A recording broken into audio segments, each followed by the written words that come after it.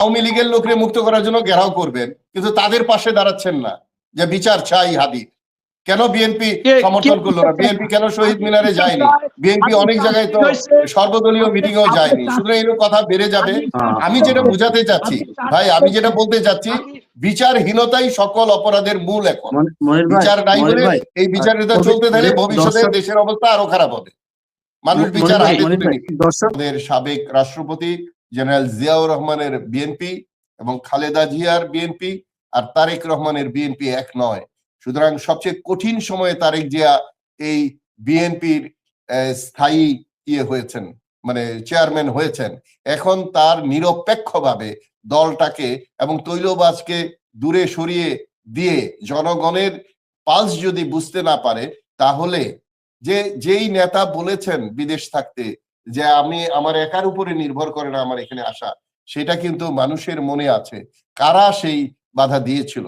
তো সুতরাং উনি এসেছেন, উনি চেয়ারম্যান হয়েছেন, এখন একটা মেরুদণ্ড শক্ত করে উনি চেয়ারম্যানশিপটা চালাবেন, দলকে নিয়ন্ত্রণ করবেন, তবেই দলের মঙ্গল। অন্য দলের দোষ দেখে আর আওয়ামী লীগকে মুক্ত রেখে, আওয়ামী লীগকে আশ্রয় দিয়ে এই দল দাঁড়াতে পারবে না। আওয়ামী লীগকে আশ্রয় দেওয়ার কি প্রয়োজন এই বিএনপি? অন্য দলের সাধারণ সম্পাদকদের এনে দলকে কি শক্তিশালী করা হচ্ছে, নাকি জনগণের কাছে এই দলকে আরো হালকা করা হচ্ছে? সেটা যারা বিএনপি করে তাদের এটা বোঝা দরকার। আমি তো বিএনপি করি না, আমি জামাত করি না, সো আমি তো নিরপেক্ষভাবে বলছি যে জিয়াউর রহমানের এবং খালেদা জিয়ার বিএনপির যে ইমেজ, সেটা রক্ষা করতে গেলে তারেক জিয়াকে অনেক কঠিন হতে হবে, অনেক শক্ত হতে হবে, অনেক সৎ হতে হবে এবং সততার প্রমাণ দিতে হবে এবং জনগণের কাছাকাছি থাকতে হবে।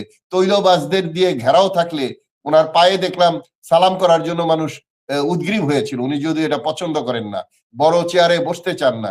এইগুলো কি উনি যদি মেনটেন করতে পারেন, তবেই এই বিএনপিকে জাতীয়তাবাদী দল হিসাবে, বাংলাদেশের পক্ষের দল হিসাবে প্রতিষ্ঠিত করতে পারবে। মাত্র 2 সপ্তাহ সময় আছে।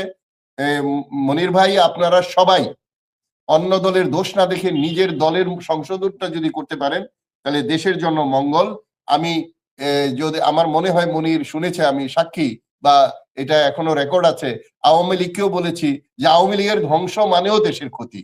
আওয়ামী লীগ যদি একটা ভালো দল হতো, দেশ শক্তিশালী হতো। ঠিক তেমনি ভাবে বলতে চাই, বিএনপির যদি ক্ষতিগ্রস্ত হয় তাহলে তো দেশের ক্ষতি। যে কোনো একটা বড় দল যদি ক্ষতিগ্রস্ত হয়, তাহলে দেশের একটা অংশ ক্ষতিগ্রস্ত হয়। সুতরাং আমি আশা করব আগামী 4 সপ্তাহে বিএনপি একটা অনন্য দল হিসাবে নিজেদেরকে চিহ্নিত করবে এবং অপরের ভুল ত্রুটি না ধরে নিজেদের ভুল ত্রুটিগুলি সংশোধন করে নির্বাচনের দিন পথে এগিয়ে যাবে। তবেই দলের জন্য মঙ্গল, দেশের জন্য মঙ্গল। আর পরিশেষে বলবো, ভোটার ভাইরা, এই নির্বাচনটা অত্যন্ত গুরুত্বপূর্ণ। সঠিকভাবে সঠিক সময়ে সঠিক লোককে ভোট দিন, না হলে এই দেশ আরো অন্ধকারে পতিত হবে। সবাইকে ধন্যবাদ।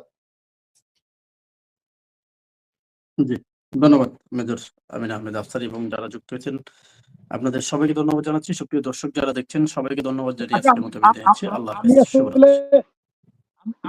আমাকে একটা প্রশ্ন করেছিল একজনে, বলেছিল যে শাহবাগে হাদির বিচারের জন্য যে গালিগুলো দিচ্ছে এটা স্বাভাবিক, এটা নিয়ে প্রশ্ন করবেন না, এর চাইতেও নাকি খারাপ গালি।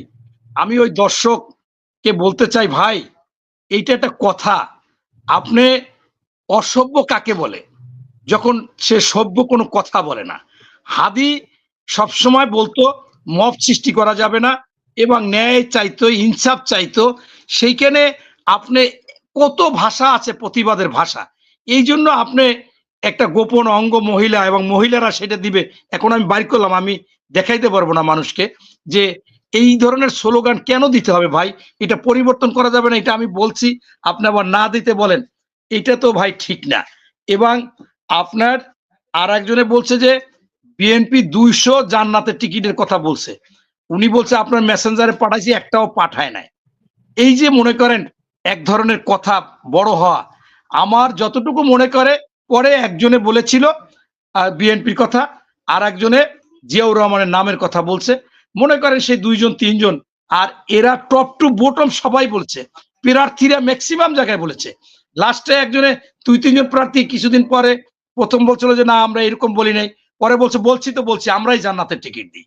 এখন আপনার একটা শিক্ষিত লোক বলা, একটা প্রার্থী বলা, একজন দলের ভালো একটা অবস্থানের লোক বলা, আর এটা কোনোভাবে হয় না। আর যারা ইসলামের দাওয়াত দেয়, যারা ইসলামের কথা বলে, তারা যদি এটা বলে, ভাইজান আপনি যেমন আপনি বলেছেন, আমি এখনো সার্চ দিছি, আপনাকে দেখাইছিলাম ওইখানে যে আমার মেসেঞ্জারে আপনার নামেরও কোনো কিছু নাই। এখন উনি বললো যে আপনার মেসেঞ্জারে পাঠাইছি 200। এই যে একটা কথা, এদেরকে ভাই মিনিমাম যখন ওনারা এখানে আসে, যেহেতু মিথ্যাচার করে, এই দেখেন এখানে নাম নাই, এখানে মুনির নামে একজন লোক আছে, এর আমি মেসেজ দিছি, এখানে আমি আপনাকে স্ক্রিনশট দিয়েও দিতে পারি, কোনো নাই মেসেঞ্জারে। এখন সে বলছে 200 পাঠাই দিছি। মনির ভাই মেসেঞ্জারে হয় কি, আপনার সঙ্গে যদি অ্যাড না থাকে তাহলে সেক্ষেত্রে মেসেজগুলো সরাসরি আপনার ইনবক্সে আসে না, ওইটা স্প্যামে চলে যায় বা মেসেজ রিকোয়েস্ট আমার চলে সাথে যায়। আপনি ওখানে হয়তো বা চেক করলে পেতে আমার পারেন। সাথে অ্যাড আছে বলছে তো, আমার সাথে অ্যাড আছে, যদি অ্যাড না উনি থাকে তাহলে পাঠাচ্ছে। সেটা আসে না।